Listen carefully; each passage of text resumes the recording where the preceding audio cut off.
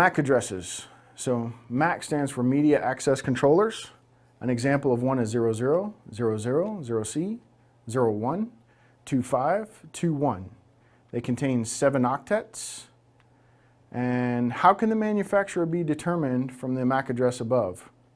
We talked about this earlier. The first 6 characters, or octets, describe, well, it's the first 3 octets, describe the manufacturer. So vendor lookup sites are plentiful, MAC vendor lookup, or you can just Google the first 6 with the colons in between and you'll get it. A flood of MAC addresses sent to a smart switch will turn it into a hub when the memory buffers are overrun. We talked about this earlier and we gave some examples. MAC address, continued here. Cisco set of MAC address examples, 00, 000, 0C. This is the first 3 octets of the address, or the first half of the address is Cisco Systems Inc. And then they also have 00, 01, 42, 43, and so on and so forth. So they pay big money to manage these. Ipv4 addressing, we talked about this a little bit in not so much detail earlier when we talked about CIDR notation. Ipv4 exhaustion occurred in August 2015. Ipv4 addresses look like 3 letters, dot 3 letters, dot 3 letters, dot 3 letters. Sometimes you need to put all 3 in there, so it's 204.035.022.195. They're non-routable address private networks that are designated, so if the internet router sees 10.0.0.1, they'll drop the packet. That's the range that's non-routable there. So they also have the 172 network and the 192 network. So it's 10.0.0.0 all the way through 10.255. So there's your CIDR notation on the right and the number of addresses in the middle.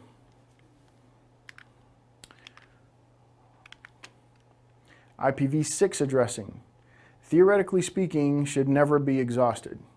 Many security issues are being discovered with Ipv6. It's getting worse and worse as it comes online. More and more people are digging into it. Noob network engineers will see Ipv6 the first day on the job. So when you get a network engineering job in the last 3 years, you may not ever see Ipv6, but today you will see it from day one, so you need to understand it. Be sure to understand the strengths and weaknesses of Ipv6. There are some non-routable Ipv6 addresses, so you can use them on a LAN. So you have the FD prefix. Those are your non-routable range there. So stateless addresses, auto configuration. So stateless address, auto configuration, SLAC. Auto address configuration via neighbor discovery protocol. Zeros may be omitted in address notation. These are just a couple of features about Ipv6 addressing. So zeros may be omitted in address notation. So for example, 24, 42, 55, 55, colon, colon, colon, 02 equals the same as that on the right. So you can see where the zeros are. When you see colons together, in between, they're just zeros. So if you have an address that starts with FD and an Ipv6, where that 24 is on the bottom there, that's an example of a non-routable address. If a router sees that, it'll drop the packet. Social engineering. Tricking someone into providing information they would never otherwise provide. So social engineering versus reverse engineering versus an attack. It is an attack, but it's an attack on the people, not so much the networking or the hardware. And then it involves fake emails that appear to be from your supervisor's boss or manager. It's a legit email. Well, it's not a legitimate email, but it's an email that's been spoofed to make it look legitimate.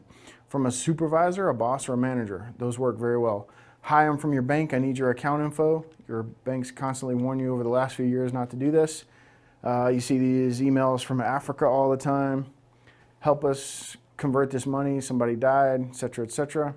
Hi, I'm from the SEC. I need your computer immediately. In other words, this is a position of authority attack.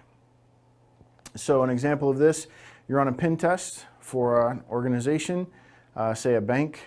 Today you have to be specifically qualified to do these, so it's not likely that most people would do this. A very small group of people that do them today. called, you need a QSA certification to do it. For the larger banks. For the smaller banks like credit unions and things like that, you don't need the QSA certification. So say you're going to a bank and you're going to do a pen test, and you can walk in a suit. You walk right up to the guy's desk, you slam your computer down like you're having a bad day and say, look, I need your terminal for a few minutes. I'm from the SEC and I'm here to do an audit. And they'll usually slide right over, and you can say, look, I need you to log in for me. They'll log in and let you do whatever you want to do. So sometimes that works. People are catching on to it these days, but it works quite a few times. Heard many stories about it working. So simply getting someone to do something they would not otherwise do is a social engineering attack. Useful in determining which users need end-user training. That's a test question. Which type of attack is useful in determining which users need end-user training. In other words, they need to be trained not to fall for this kind of thing. So a social engineering attack would be the answer there. Spam mitigation, stop the email from reaching the end user. So this is how you can prevent social engineering, by spam mitigation. So you catch it at the gateway before it ever reaches the LAN. So they never even see it. So it doesn't matter if they're trained to know what fake email looks like. So I do this a lot for companies. Look at email they have, and they'll send them to you and say, hey, I don't know if this is legitimate or not.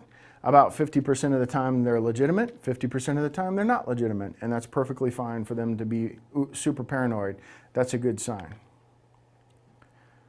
Another type of attack, dumpster diving. This is a passive attack. Even though you're physically diving into their trash, you're not in their office, it's out on the street or out in a dumpster somewhere.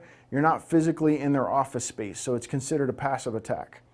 When someone literally dives into a dumpster of a Target and starts digging in their trash, that's not Target as in the company, it's as in the target of what you're trying to gather information for. You might find passwords in there, default passwords they may use, so even though this particular guy changed his password, the next one may not have yet. So if you can find a new user, look for the parking lot, look for a guy that's come in there, see if you can see something in his window that might give you his name, and you can start guessing and seeing what his default password might be. The mitigation technique, use of cross-cut shredding services, recurring security awareness training. So you can have the physical security guards out there knowing what to look for in the trash. Secure the dumpster might be another method. And then also training your end users not to throw trash away.